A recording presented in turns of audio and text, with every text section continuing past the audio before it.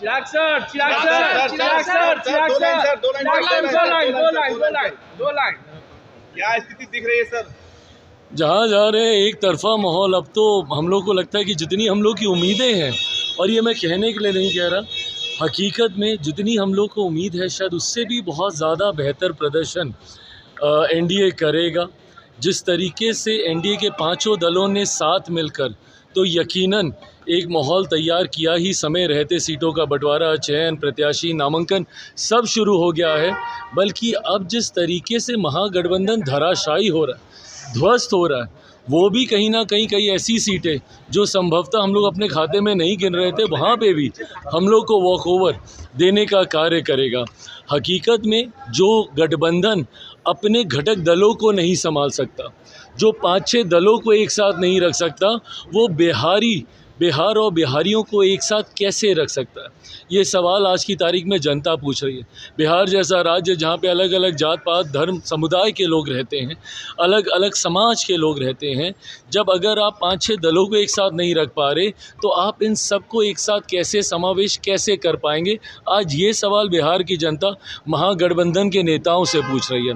यकीन मानिए 14 नवंबर आज दिवाली की जहां आप सबको ढेर सारी बधाई और शुभकामनाएं देता हूं, वहीं ये विश्वास दिलाता हूं कि एक दिवाली और महागठबंधन के नेता, अफसोस से कहूँगा, महागठबंधन के नेता नहीं मना पाएंगे, बट एनडीए के नेता एक बार फिर से 14 नवंबर को दिवाली मनाएंगे। राजद ने 143 उम्मीदवारों की सूची जारी की है। भाई राजद 143, अभी कांग्रेस की कुछ और की आई है, सैनी साहब की कुछ और आ रही है, तो करते करते इवेंचुअली तो मुझे लगता है 243 सीटों पे महागठबंधन घटक दलों के ही प्रत्याशी एक दूसरे के साथ इन लोग का सामना होगा। हैविंग सेड इट ऑल, क्या हो रहा है नहीं हो रहा है महागठबंधन में, मैंने पहली बार, मैं खुद राजनीति का विद्यार्थी रहा हूँ, पहली बार मैंने देखा है कि गठबंधन में घटक दलों के बीच इतना ज़्यादा विवाद है।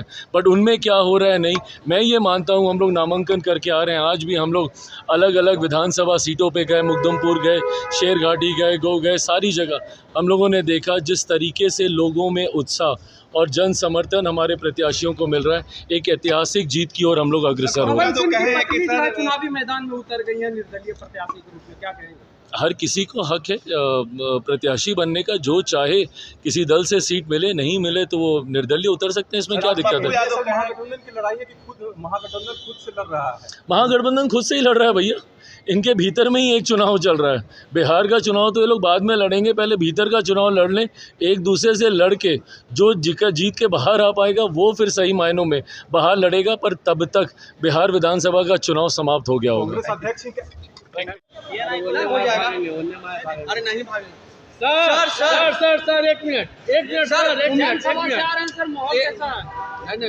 सर, आज आरजेडी ने अपने उम्मीदवारों की लिस्ट जारी की है, जो कि दूसरे चरण का नामांकन का आज आखिरी तिथि है। सर क्या कहेंगे, 143 सीटों पर लड़ रहे हैं आरजेडी? देखिए कितना आरजेडी डरा हुआ है, इसी बात से पता चल रहा है। उसको लग रहा था कि हमारे उम्मीदवार के बारे में पहले जानकारी होगी तो उसका नुकसान उनको हो सकता है, इसलिए अंतिम क्षण में एक तो यह है, और दूसरा वहाँ उनके यहाँ कितना में कौन टिकट कौन लेने वाला है, इसके लिए भी बाज़ार खोलकर बैठा जाता है। तो बाज़ार खोलकर बैठे हुए तो अंतिम क्षण तक डाक होता है, जो ज़्यादा दे दे, तो इसके कारण यह स्थिति है। लेकिन बिहार की जनता सारी चीज़ों को देख रही है, ऐसे लोगों को बिहार की जनता निश्चित रूप से सजा देगी ही। क्या माहौल दिख रहा है सर? की पत्नी चुनावी मैदान में उतर गई है, सरकार काटती है। उस पर मेरी कोई टिप्पणी नहीं है, कोई निर्दलीय कहीं से लड़े उस पर क्या टिप्पणी। सर माहौल क्या दिख रहा है सर अभी सवाल? माहौल तो पूरे तौर पे एनडीए के पक्ष में है। एनडीए ने हर जगह अपनी बढ़त बना ली है, चाहे सीट शेयरिंग का मामला हो, टिकट वितरण का मामला हो, हर जगह बढ़त बना ली है।